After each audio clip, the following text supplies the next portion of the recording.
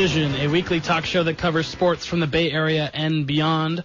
My name is Thomas Todd. I am joined here today in the lovely KSCO studios by my co-host, Joaquin Nagel.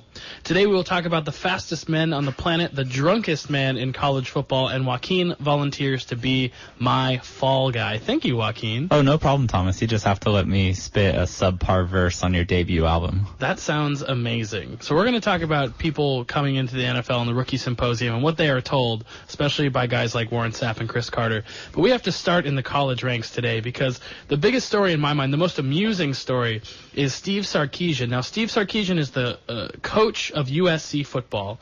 And right now, the season's being built up. It's being hyped. Every team's going in with high expectations. USC especially. They're ranked number 8 in the preseason poll, right behind Oregon at number 7 for as far as Pac-12 teams go. Well, there's one thing I don't understand. What is that? Why are Oregon and Notre Dame getting hyped up? According to Sarkisian, they just suck. Yeah, and that's the thing. So Sarkisian goes to an event they call the Salute to Troy, which I guess has to do with the Trojans, yada yada.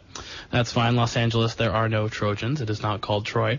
He's at this event, and he's apparently inebriated enough. On a combination of alcohol and pills. By his own admission, alcohol mixing with medications, a medication he did not disclose. And he's ranting about how the other teams in the Pac-12 suck, which is great. Oh, I think that's love awesome. I love Talk the bulletin board trash. material. Yeah, talk trash. And he's pumping up the USC program, which is amazing. He's saying, come on, Trojans, come on, USC. Let's use some profane words and get it done. Unfortunately, this event is full of children and boosters and families. Alumni. If it's one of these things where it's the old white guys in their 60s and they're all drinking single malt scotch, talking about the old days and they're swearing up a storm, that's fine. Are you saying this is his 47% moment? If you're in a bar room, situation, if you're... A closed door... Yeah, a closed door adult situation. Doesn't matter male or female who's there. As long as everyone is in on the joke, it's fine. But when it's families and when it's children, you're going to have a problem. And Pat Hayden, the AD of USC, is embarrassed by Sarkisian's behavior. I find it amusing because I like when coaches act badly. I tend not to chastise them for voicing their opinion or whatever. These people are paid to be ridiculous. I liked the take that a lot of young students had at their club fair. People were asking them about it, and they just said they thought he should be held responsible in the same way that a student athlete would be held responsible having done the same thing in a public setting. Yeah, but the value of a scholarship is one thing. The amount of money paid to these premier coaches, they have to be shining citizens to make their ADs happy. Yeah, that's what I'm saying. Because he just stepped over the line, the AD could at least give him a preseason 1-game suspension, at least something nominal. Right. So the inquiry was whether that Sarkisian has a problem with alcohol or not, and he says, "I'm not sure." That's a worrisome statement to come from an adult. He's in his 40s, to not know whether or not you have a problem with alcohol. Well, if he's gotten to the point where he's not sure, that means at least he's assessing it. Right, so he's assessed it, and he's now banned alcohol from the coach's room after games, and he says he won't be drinking this season. Now, you and I both like to enjoy a brew or some bourbon or I like trivia cocktail. nights, yeah. We like lots of stuff that involves imbibing alcohol and hanging out and talking about sports. Yeah, this is how we became friends. So how tough is that, you think, to go a whole season without, having a brew after the game? Or do you think he'll still have one in the privacy of his own home? I think as soon as you're discussing it in a public setting, you have to commit to doing it. Now that he's set this guideline for himself, it's a big taboo if he crosses over. Right. Well, now he can at least practice what he preaches with his kids. Hey, limit the underage drinking. Don't go too hard at parties. Coach is going cold turkey. So, if Coach can do it, you guys can do it. Hopefully. Do you think this is a blemish on him coming into the season and that it will affect... if USC underperforms, do you think it will amplify how he's viewed in a negative way if they don't win the Pac-12 or at least come close? I think that this is all the media is going to talk about until 2 weeks into the season, and then no one will talk about it again. Well, they'll win their first 2 games because they're against, Kansas. So they play Stanford in week 3. It'll come up again right before their first in-conference game. Mm-hmm. But as long as they win that first game, I think they're fine. I think he's in the clear. Yeah, I agree with you. If they take Stanford to go 3-0, that Stanford's a top 25 team, one of the better teams in the Pac-12. There are 6 teams in the top 25 from the Pac-12. That's pretty good. It's going to be tough for them to come out. Oregon's a perennial contender. Like I said, Stanford's always good. UCLA's up there. I do think it will amplify if he goes, say, 7-3 or I don't know how many games are in their schedule. But if they lose more than 2 games, I think it will become a bigger deal, and his job will be more on the line. They're going to lose at least 2 games. Yes, but if they lose that 3rd game and they drop down to the lesser bowls, then it's going to be a bigger deal. Potentially. Now, does he drink after the season but before the bowl game? Because that's that's the holiday season. You think he goes cold turkey at Christmas dinner? That's tough. You got to get through Thanksgiving, Christmas, and New Year's, unless you're really bad. Yeah, well, I don't the think Beef O'Brady's bowl or something, and that would be a good time. He could get into the bowl of Brady's, which is a local bar here, Brady's. Shout out to Brady's. Shout out to Brady, potential sponsor Brady's. Big fan. Oh, that's great. Okay, Joaquin, I hear you have something for us. Yeah, so the Clippers have been fined $250,000. Wait, for what? For circumventing the CBA in how they negotiated with DeAndre Jordan. Wait, they negotiated with DeAndre Jordan? DeAndre Jordan is back on our show, Thomas. For how long? So we had a show a couple of weeks ago when the NBA free agent moratorium was ending, and DeAndre Jordan was being held hostage by his former and now current teammates and head coach and friends, and Mark Cuban's outside. According to Blake, Steve Ballmer was in the building. Yeah, it doesn't matter. We were live on the air trying to figure out what was going on with DeAndre Jordan, and it turns out there was more to it. Like you said, the Clippers are being fined $250,000 for offering to include a Lexus endorsement to DeAndre Jordan if he came back to the Clippers. Yes. Now, was this before or during? This is supposedly before he met with the Mavs in the first place. This is on their initial pitch to DeAndre. That they included this, if you stay here, we can arrange for you to get this endorsement. Well, so I was like, oh, maybe that's Blake Griffin's deal, but his is with Kia, right? Yeah. He's a Kia guy. Lexus, that's much classier than Kia. I think that's more of a Ballmer connection than it is anything else. Okay. Yeah, and what do you think overall about how this team has run and conducted itself so far, especially in the Ballmer era, because it's coming off the Donald Sterling era, and our godfather, podfather, whatever you want to call him, Bill Simmons, went on a rant about this. Do you agree that they are one of the more dysfunctional teams in the league? And if so, how do they keep winning despite being this dysfunctional? So I would actually I'm going to steer slightly different on a different path there. I would actually I think this penalty is not nearly severe enough by the NBA. Okay. I think that because this pitch was made, because this potential endorsement was included in their initial pitch before DeAndre even met with the Mavs, I would like the NBA to say that the Clippers could not sign DeAndre Jordan. I would like for them to void the contract. Wow. That's crazy. Can you think of anything like that that's ever happened? Well, they did reject the trade for Chris Paul from the Hornets to the Lakers. Right. That was somewhat similar. But streamlining him to Steve Ballmer and the Clippers. Right, but Donald Sterling at the time. Pre-Ballmer. But the reason I think that the contract should be null and void is that the Clippers weren't negotiating within the confines of the CBA in the first place. Yeah, but by the end they were. By the time DeAndre Gate happens, by the time he's holed up in his house, that Lexus thing is no longer on the table. Is that correct? That's unclear. But that's not the reason he went back. That's not the reason that he went back, but it does. I don't think the end reason he went back should matter. I think the way that the teams conduct themselves during negotiations should matter. I think if you want to get a harsher penalty, you can say more money or whatever, but Steve Ballmer is a walking ATM, so that doesn't really matter. But I would think maybe taking away a second-round pick and adding the $250,000 or $500,000 to it. Maybe I think more. I think the Clippers shouldn't be allowed to later sign a player. I think that negotiations need to happen within the confines of the CBA. Well, the players don't have the strongest role in the making of the CBA. That's why there's been so much lockout talk, and even though they just got a new one, they're already talking about... The owners hold all the leverage. They do hold all the leverage, and it's different than other sports. I've never seen, outside of the NHL, which is dysfunctional, this much lockout talk and this much missing games and trying to project 2 years from now missing games, especially when they're just making money. There are some teams that are losing money, but overall, the league is making great strides. I mean, with proper revenue sharing, the whole league would easily be making money. Right, but a lot of it is funneled to the richer teams. And you know what, though, with the repeater tax and the luxury taxes, these teams are shelling out a lot of money. Well, now we're getting into a whole different argument where sports as a business, as a money-making enterprise, is a purely American construct. Like, if you go around the world and look at soccer clubs and cricket clubs, they're more representative of their towns, and they're in it for the club culture and the culture of the city society, not to make money. Well, it's international soccer where the problems start to arise. That's true. That's true for every sport. Okay, let's go to our last story, top of the show. I want to talk about Usain Bolt. This is a man who gets talked about once every 2 years. Fastest man to ever live. Fastest man to ever live. Talk about this man once every 2 years, maybe once every 4 years. But he has some competition right now from an American named Justin Gatlin, yes, who made headlines years ago for doping. I think he got caught twice. Yes. But now, you get caught twice. It's been a few years. You're clearly clean. He's cleaned up his act. He's right behind where Bolt is right now. They're both kind of coasting to these victories at the World Championships. Usain Bolt's the fastest man alive, lauded by almost everyone in the world because he's so fascinating and so good. Justin Gatlin still can't catch a break.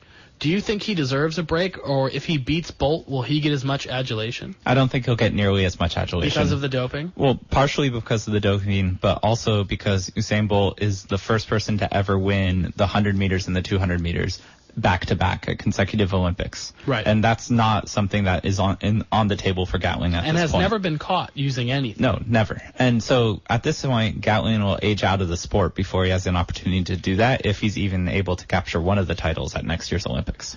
Yeah, it's just fascinating because he is catching a lot of heat. He was on the medal stand the following night after losing to Bolt by 0.01 seconds, and his mother is getting heckled in the stands about, his prior doping allegations, and he literally had to step up and tell the guy, hey, leave my mom alone. Like, this is ridiculous. So it's following him places, and it's going to follow him to the next Olympics. Well, the sport is the sport of athletics, or track and field, as you will, is more popular internationally than it is here in America, and American athletes don't fare very well popularity-wise in international competition. Yeah, that's true. I mean, our gal, Bruce Jenner, is the most famous track athlete, as an American. Carl Lewis. Yeah, that's definitely true. But he also had some stuff go higgledy-piggledy. The late 80s, early 90s was a really rough time. To be an athletics Yeah, because star. it was like all the stuff was just becoming available, and then the testing came before they could even think that what they were doing was wrong. Nowadays, when athletes break the rules, they know. They know exactly what they're doing. They're just hoping that their doctors and scientists are ahead of the scientists trying to catch them. Right, it cycles. But Yeah. do you know that Carl Lewis was actually drafted into the NBA? I did not know that. How tall is Carl Lewis? I don't even know. It was like the 10th round. The NBA had an ungodly amount of draft Well, the picks back NFL in used the to day. have like 12 or 13 I think he rounds may to have it. also been drafted into the NFL. Just some team got his rights. Well, at least he didn't get drafted into the military. I guess that would have been the big one. That would have been the sort of end of his career there. Yeah, that was a big one. So I'm fascinated by the next round of Olympics. As always, I love watching the Olympics, but I want to see Usain Bolt go and build a myth. I mean, he's going to be the most famous runner of all time. We have guys in their history and gals in our history that are fantastic, but no one's done anything like He seems to always rise to the occasion. So it would be amazing if he was able to set another world record at the next Olympics. Well, you say he rises to the occasion. He coasts in these races. He pulls up. Maybe he coasts. He rises for 80 meters and then coasts for 20 meters to the occasion. Yeah, when he sees he has a lead, you can see his head pull back and he pulls up. I mean, if he's not in contention for breaking the world record, all he needs to do is win the race. I know, and that's amazing that in 100 meters you have time to coast. So in his semifinal victory in the World Championships in the 200 meter, just I think yesterday, he was able to. He didn't even have a good turn, and he was a little behind at the end of the turn, and he was able to open up a 3-meter lead on the next closest runner with 20 meters to go. He's just such a freak athlete. Is there anyone compared in the 4 major sports to what he's doing? Like Mike Trout, J.J. Watt, Gretzky? Oh, my goodness. Right? Like Gretzky was so far head and shoulders above his competition. That I think that's the. But you never, as a runner, could do it for as long as Gretzky did. But I totally understand the comparison. But that's why it seems perfect. Like the Olympic cycle is really hard for athletes to peak for 3 consecutive Olympics, right? Because it's the theoretical 12-year span. Well, we'll have a lot of that with Michael Phelps coming up too, as he still tries to add to his gold medal total. Yeah. So Usain Bolt's prime happened to perfectly coincide with 3 Olympics. He didn't miss one on either end, so he could potentially be this first 3-time consecutive champion. Nice, a very lucky man. Also, a very lucky man. Our first sponsor, Ken Keegan, close personal friend of mine. I cannot wait to throw the ball around with this local artist and Mets fan. He has all of his art up on artwanted.com. You can search Ken Keegan. You can make prints. You can make T-shirts out of his art. Art Wanted will do basically whatever you want with his art, and it's beautiful. He does landscapes. He does people. He does some more surreal stuff. I have one of his at home. It's very good. I like going onto his site every once in a while and just looking at the stuff. I'm going to get a coffee mug made or something, even though I don't drink coffee. Maybe I'll drink Irish coffee or something. But Ken Keegan, big Mets fan. We're going to have him on the show when the playoffs start because the Mets will be there. Go to artwanted.com and search his name, Ken Keegan. That's Keneegan. Okay, speaking of baseball playoffs, our second segment brings us to our baseball chat with everybody's favorite guy and one of my best friends, Daniel Zarchy, huge Giants fan. How are you doing tonight, Daniel? I'm doing pretty well. And Giants are tied and, doing better against the Cubs than they've looked all year. The Cubs have been the Achilles heel the last few weeks. We got swept 4-0 in Chicago, lost last night's game. That's 0-5 on the season. That's like psychological at this point. It would be, except the National League Central is also destroying the Dodgers. Yeah, fortunately, that's the thing. I was looking at my notes, and I was making my notes for the show, and I looked and I saw Dodgers have lost 6 of 7. The Giants have lost 6 of 8. Something ridiculous like that. Yeah, 6 of 8 Giants have lost. Dodgers lost 6 of 7. So the Giants are playing terribly. They're all banged up, but it doesn't matter because the Dodgers can't get it done. And they're the expensive team. Don Mattingly is getting the screws tightened around him, and he's in first place. Yeah, the Giants just had a lousy trip playing against the Pirates and still gained the game against the Dodgers. And it's kind of come down to which team is going to play the least poorly down the stretch, because it's not looking like the National League West is going to have a wild card team. Oh, it's not going to. And I don't even want to talk about the Giants today. We always talk about the Giants. They're injured. They may not make the playoffs. That's fine. They're sitting on 3 titles in 5 years. They're sitting on Bruce Bochy's Hall of Fame candidacy. They're very injured. They're more injured than you think. Yeah, they're like the New York Giants. If you follow football at all, the New York Giants have been one of the most injured teams in the last couple of years, and they're headed that way. But what I want to ask you is, if Don Mattingly does not win a playoff series, is he done in L.A.? Well, people thought he was going to be done in 2014 because the Dodgers were off to a really, really bad start. And then they kind of flipped the switch and played really well the second half. And, of course, didn't win anything. They lost in the NLDS. But he kept his job after that. But in baseball, Danny, a $300 million roster, it's like, what, 3 times as much as what the Astros are paying their players, and at least twice as much as a lot of other teams that have decent to high payrolls. Yeah, but the real question is, and there's a really interesting article about this after the Marlins did their deal with the managers. The question is, how much does a manager really affect things? Because the Marlins, they fired their manager earlier this year and made their general manager into their manager, in addition to being a general manager. And it kind of brought up this weird question of they think that the manager matters enough that it made sense to get rid of him partway through the season, but also doesn't matter enough that they can put in a guy who has no managing experience whatsoever. Well, and a guy who was already part of the team. He was already part of building the team. Joaquin wants to talk. Well, doesn't the manager mean more on the margins, like 1 to 2 losses either direction over the course of a longer season? Yeah, a lot of it is bullpen handling and managing your coaching staff and getting players' swings right and getting mechanics right. So a lot of the stuff you can't notice. Right, but so doesn't that mean that teams that are trying to shoot for the playoffs or teams that are in close races, the managerial position has higher leverage? Absolutely, but here's the thing. If you gave even someone like Theo Epstein, who's a great GM, if you gave him $300 million to build the Cubs with the prospect base they already had, that team would be ridiculous. If the Cardinals spent $300 million, they might be the best team ever. Well, so that's the thing. The Dodgers have to win 100 games if you're going to spend $300 million. Danny?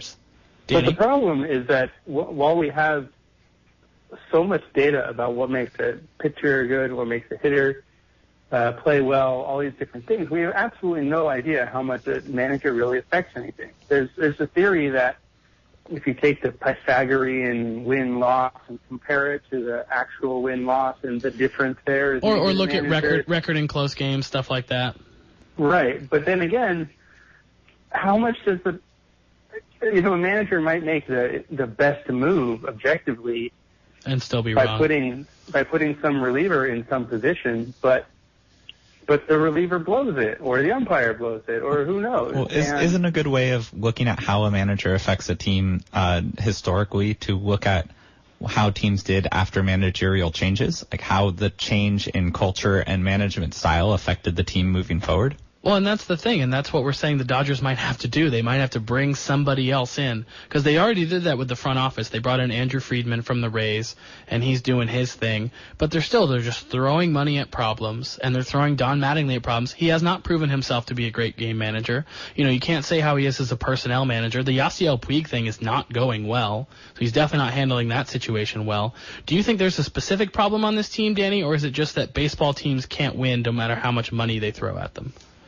I think that no matter how much money you throw at a team or how good of a manager is, he can't prevent Hyun-Jin Ryu and Dan Herron and Brett Anderson and 10 other starting pitchers. Well, no one can prevent Brett Anderson from getting hurt. Not Brett Anderson, not anyone, not never. Oh, and Brandon McCarthy. And I mean, there are a lot of things about the Dodgers that went right.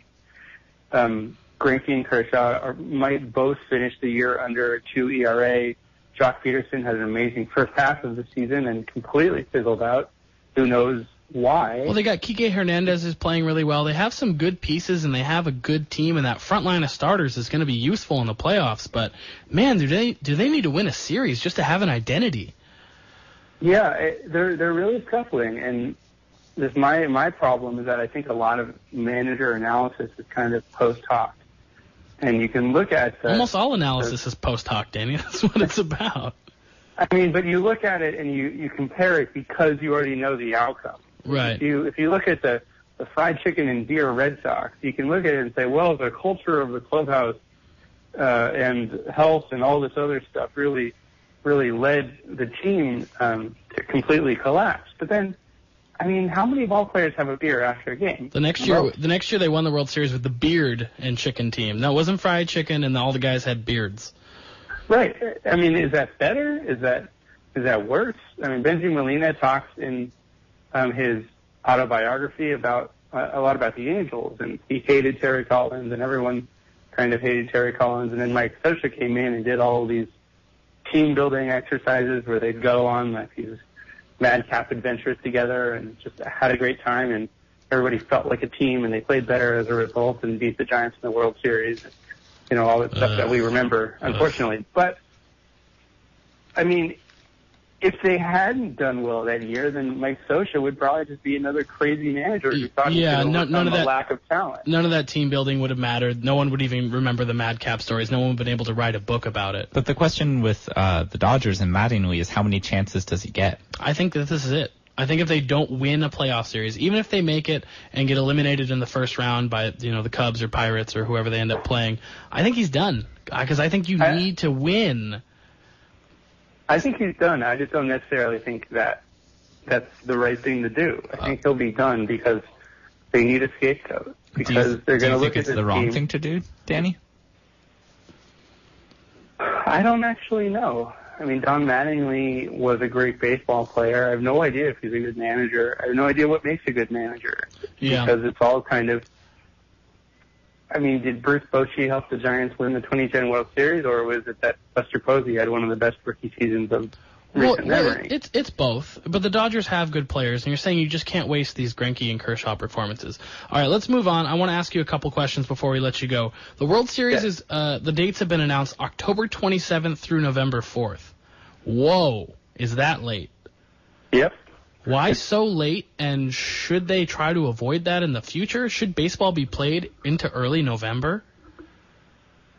Well, it depends what you're going for. If you want to give everybody rest during playoffs, then... You want ratings. Major League Baseball wants ratings. It's going to be Week 8 of the NFL season on November 1st. We are going to be halfway through the NFL season by the time baseball crowns a champion. Who's even going to care? Tom Brady will have been back for 4 games or more. We'll see how that goes. By the time the World Series finishes up, I don't think this is proper at all. I have a distinct memory of going to Vegas with you, Thomas, during the 2012 2011 World Series. I don't remember that at all. And there were, I think, 15 TVs that were all playing college football, and then one TV in the corner playing Game 5 of the World Series. Yeah, because that's what it's about. Football is king. You want to try to avoid this as long as possible. My grandfather, who used to watch baseball and football, he loved them both, would refuse to watch the NFL until baseball ended. But back then, you'd only miss 3 or 4 weeks. Now you'd miss half the season. Good thing football is only 1 day a week, right? Yeah, well, that's getting worse and worse, too. All right, last question before we go. The Rangers have won 9 of 12. Who do you like for the second AL wild card? The Rangers or the Twins and Angels, who are half game back? Rays, Orioles, 2.5 games back. I want you to pick a winner. And give me a reason. Well, the Rangers just don't impress me. They've got a terrible run differential compared to their competitors. All of these teams are terrible. That's the point. We're picking from garbage. I mean, even the Yankees, who have a sizable lead, are garbage. I just don't know what they do well. All right, so pick one and give me a reason, because I've got one for you. I'm going Twins and Orioles, because those are the only teams that have players who I've heard of who I actually believe will do well down the stretch. See, I'm going to go the Rangers because after the Cole Hamels trade, everyone said, oh, this is a trade for next year. And it'll happen just to spite all those columns so they can all get linked to and posted by Cole Hamels' family to all the writers that wrote them. Yeah, guess what Cole Hamels has done so far since he's been in Texas? Not a whole lot. 4.73 ERA, 4 starts. That's not bad in a big ballpark, right? Well, so he hasn't been the difference, let's just say. Yeah, they have been getting healthier, which has really helped. Thank you for coming on today, Zarchy. We went a little long. We can find you on Twitter at GiantsPod. You are a constant tweeter, and you're a source of entertainment for me. Well, thank you for having me on, and pray for Matt Duffy's ankle. We will. Go Matt Duffy. All right, thanks, Danny. Thanks. All right, time to show some more sponsorship love. 99 Bottles, the premier dining and drinking destination in downtown Santa Cruz. That's a lot of D's. Found on Walnut Avenue between Pacific and Cedar Street. 99 Bottles has over 100 beers, some cocktails to throw on top of that, full bar, full menu, lots of delicious food, a very friendly, warm environment to go to. They got multiple levels. They've got TVs on each level. You can watch sports. You can hang out at the bar. You can chill with your friends. Dog-friendly patio. They have everything down to a science. Trivia night on Wednesday nights happening right now with Marisa. A very fun trivia night. A good place to go. 99 Bottles on Walnut Street between Cedar and Pacific, downtown Santa Cruz. Okay. Time for the meat of our show. We got baseball out of the way. We got the cool topics we wanted to talk about out of the way. It's football season, Joaquin. Oh, man. There is a lot. This is not a research-heavy portion of our program. This is a headline, opinion portion of our program, and I'm really excited about it. These takes are hot, Thomas. They are going to be hot. So the Houston Texans, the hot Texans, have chosen their starting quarterback, Brian Hoyer. But now backup quarterback Ryan Mallett thought he had a shot at the job and is now upset. Well, we sure are talking about the Texans a lot, aren't we, Thomas? I love the Texans. You know why? Haven't won anything, haven't done anything. Make all the headlines. Show up on HBO. And I want J.J. Watt to play in the Super Bowl. Because imagine Media Week with J.J. Watt. That would be amazing. I think Producer Tory might be busy when it comes to her segment. She might be busy during Super Bowl Media Week if the Texans make it. I just wanted to get this story out of the way because Mallett was upset. You don't see this too often. Usually the guy's supportive, and he was supportive. But the line I liked out of this whole thing was, we played 4 quarterbacks last year, so I'll do what I can to make this team better. Oh, shots fired. Yeah, that's a pretty low blow to your own team to say something like that. So maybe Mallett is better in a reserve role. I did watch some clips of him. He could not really manage the 2-minute clock, couldn't really get plays off. Can any of their guys? Yeah, Brian Hoyer's at least a competent quarterback. He's one of those low-ceiling, high-floor guys. He's going to move around. Alex Smith. No, I mean, but Hoyer at least moves around in the field and can make plays on the run. You know, he's going to make some mistakes, and he had a very bad knee injury on the Browns that led to Johnny Manziel playing football, which is always bad. Well, it's great for us. It's great for you and I. It's terrible for the city of Cleveland. God hates Cleveland, but I do think Ryan Mallett's going to get into a game either by Brian Hoyer injury or ineffectiveness. But dude, just know your role. You're the younger guy. He's the younger guy. You know what? Well, maybe he's just trying to be mouthy to maybe attract some attention. Yeah, well, he's 6'7". You don't need that much attention, Ryan.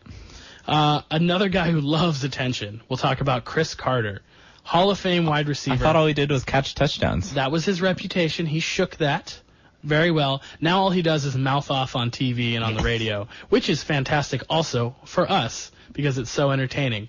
So he was one of the keynote speakers at the 2014 NFL Rookie Symposium. Oh, he had some real knowledge. Oh, he has some knowledge. Well, so the Rookie Symposium, they sit down with all the incoming NFL players, and they tell you how to be a man. Mm-hmm. They tell you how to manage your money. They tell you how to act proper in public. They tell you not to hit women. Well, they need to start telling you not to hit women. Yeah. But Cris Carter had something very specific to say. He said, make sure you have a fall guy. Yeah. Now, I'm not a cool guy. So what's a fall guy? This is this is what they call in the rap business a weed carrier.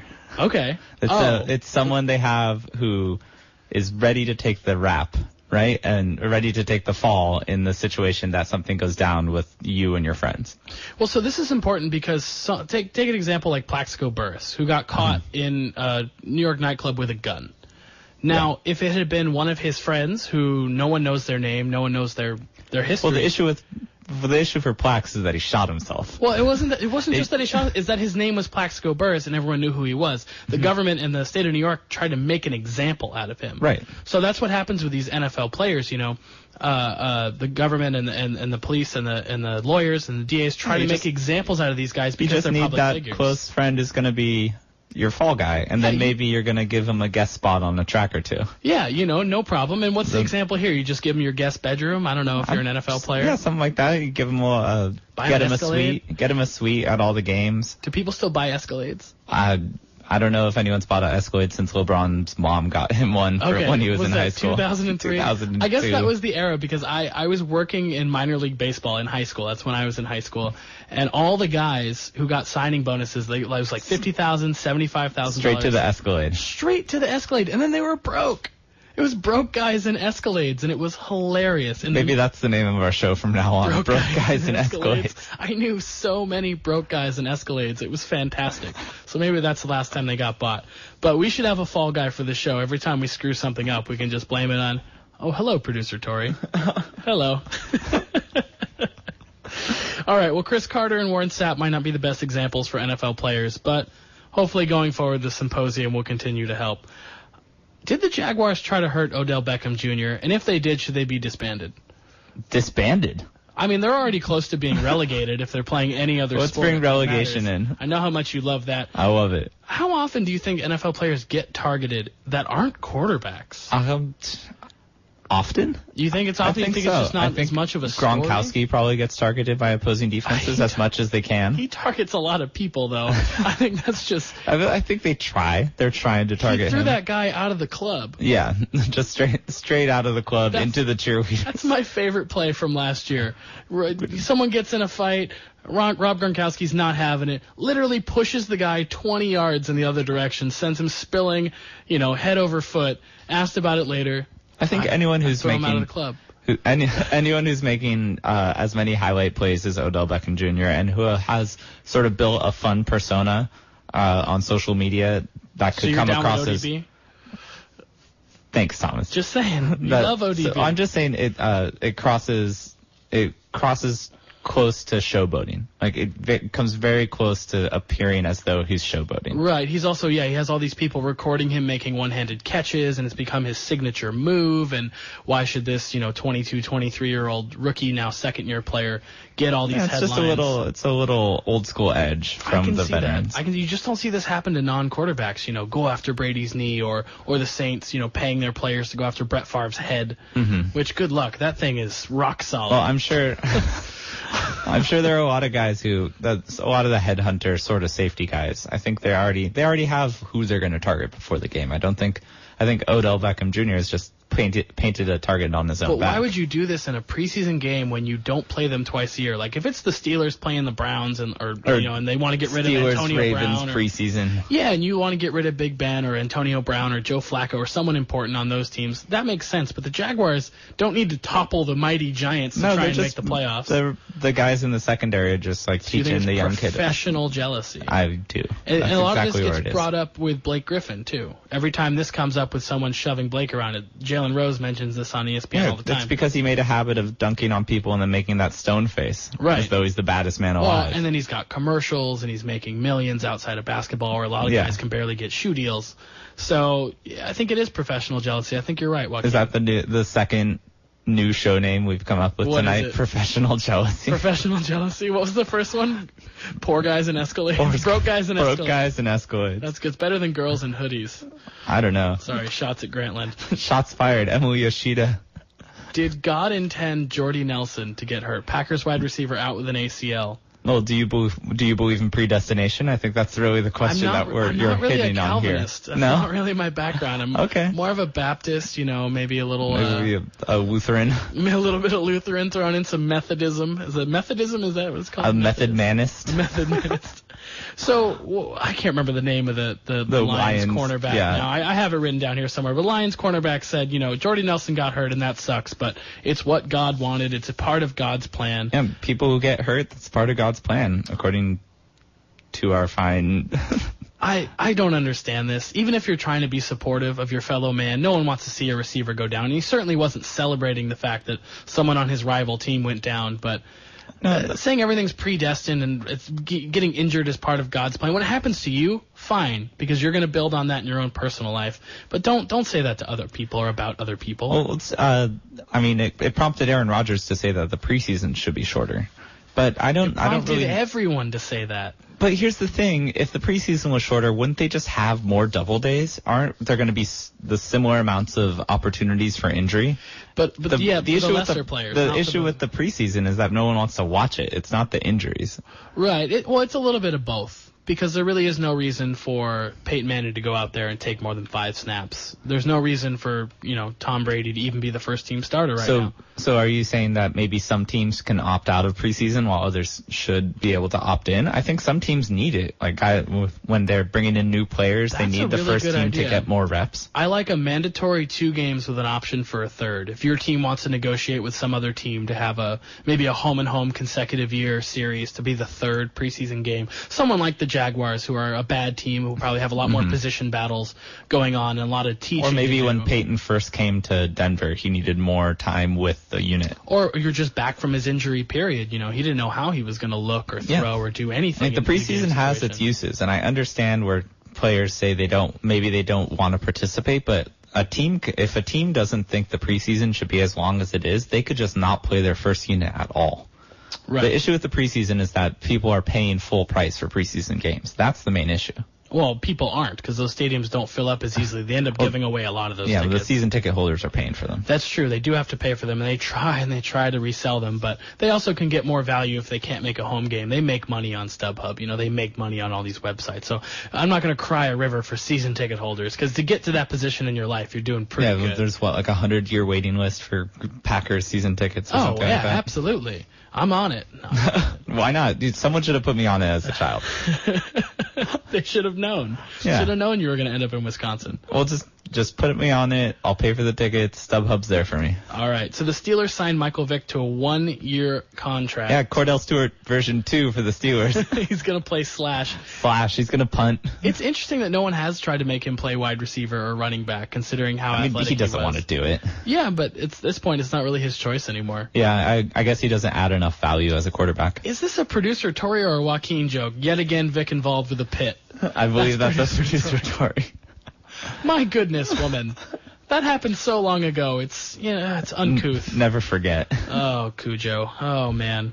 So do you think Vick is the backup? Do you think he's the third string? Do you think Big Ben is over his injury history? I think Vick could potentially mentor a young up and coming QB. It could be a way for Pittsburgh to actually have someone that they want mentored without having to distract Big Ben. Well, and Big Ben does. I mean, he seems like a great teammate, but he doesn't seem like the guy who wants to even set foot off the field and worry about anything. Yeah. He gives it everything on the field. Maybe Vick is the new version, like the third down running back. Maybe he could be a third down quarterback, maybe special, new package for trick run plays. I don't see Tomlin doing that, but that is an interesting thing because the Eagles are probably going to use Tim Tebow like that inside the 5-yard line or on 2-point conversions. Now fullback that can throw some jump throws. Just put him in the shotgun and see what happens. He can just have him line up in the shotgun with your regular quarterback and snap it to one of the two of them. I don't even think the regular quarterback would be on the field. I think you just let him run out of the shotgun, have all your playmakers on the field, and just see what happens. What read he makes. Yeah, and I mean, Chip Kelly is great at that. He's great at having read plays. I'm not sure if Tim Tebow is going to be great at decision-making at the professional level anymore, or if he ever was, but I think it's interesting him running the ball in from the 3-yard line. Hey, that hop throw is a real weapon. It was. Guys are taller now. They jump higher. He's not going to be able to pull that off. Okay, one more story before we go to Producer Tory and Tory Topics. This last one is baseball. Brice Harper. Yeah. What a clown. I half love, half hate this clown guy. Questions. Yeah. Clown questions only for Brice. He had some men on base with 2 outs in a game the Nationals were winning by a couple of runs. Mm-hmm. And he hit a ball down in the dirt that eventually rolled to first base and would have ended the inning. However, he pretended to be struck in the foot by the ball. As though it were a foul ball that hit him. It were a foul ball that hit him, which would be dead ball, and he'd get to keep batting. Turns out the umpire believed him when he went, ooh, he kind of fell off. over. He fell over. He went to all fours. He went to the ground a little bit, and then he kind of hobbled off. Yeah, maybe he's just been watching a little bit of soccer. 9 to 12 inches this ball was away from his foot. I didn't see a good angle of whether or not the ball hit the ground fair or not. Don't care. What happens is the ball rolls at a pretty decent speed to first base. No ball goes off someone's foot and shoots to first base. Oh yeah, it's a terrible call by the ump, and it's terrible sportsmanship by Harper. But it's baseball, and this is the sport where everyone says... No, not even human error. Everyone says if you're not cheating, you're not trying. Well, also everyone says you can't take the human element out of baseball. Right, and Brice Harper is human. You are correct. Balls and strikes. What happens later, though, is he walks in the at-bat, and the Nationals hit a home run and end up winning by a bunch of runs. Yeah, boom. I guess. Do you think Brice Harper is the first baseball player to pretend to be hit by a foul? No, but he's probably the douchiest. Do you think this is just the first time we've had slow-mo gifs of it? Yeah, probably. And that's what's kind of enjoyable about baseball now. It's fun to watch in slow motion all the weird stuff that happens, like when Hunter Pence hit the ball 3 times. Oh, it was wonderful. In one swing against the Cardinals. All right, it's time to close out our show, but before we do, we're going to talk again about Ken Keegan, our local artist and Mets fan. You can find his art on artwanted.com by searching his name, Ken Keegan, Keegan. He's got some wonderful stuff up there. Quiet Moon, 2 a.m. Those are some of my favorites.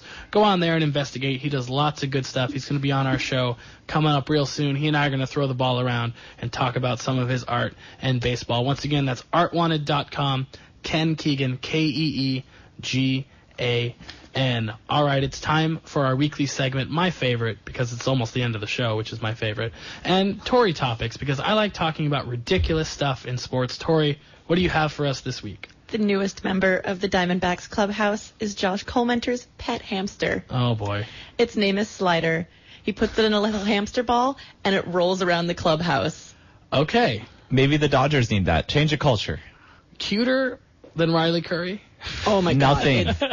Nothing is cuter than Riley Curry, what Thomas. What about Riley Curry on Steph Curry's lap with Slider, the hamster? Oh, my God. Would that be the ultimate press conference? Would win everything. Okay. She'd be telling the hamster to be quiet. Is little Chris around, too? Who's little Chris? Chris Paul's son. Oh, Chris Paul's kid, yeah. He can be around. So can Andre Iguodala's son. They should all hang out. They need, they form there's like the Wags Club where it's like all the wives and girlfriends of players hang out. Do the kids all hang out, too? Instead of basketball wives, it would be basketball children. Basketball kids. I on would Nickelodeon. Watch that. Oh, absolutely. Half hour episodes. Some sketch comedy mixed with reality. Yeah. Oh, that'd be fantastically exploitative.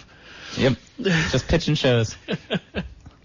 So I think that this one's really awesome. The St. Louis Rams drafted Bud Sasser, but he wound up not being able to play due to a pre-existing heart condition. So they hired him. So they hired him as their external football affairs coordinator. He'll be working with alumni and youth football and a bunch of other stuff for community outreach. Now, see, that just happened in the NBA, sort of, with Isaiah Austin from Baylor, where they like mock drafted him. Where the NBA selects into its family Isaiah Austin, you know, center, Baylor, because he had the same kind of condition where he found out he could never play basketball again.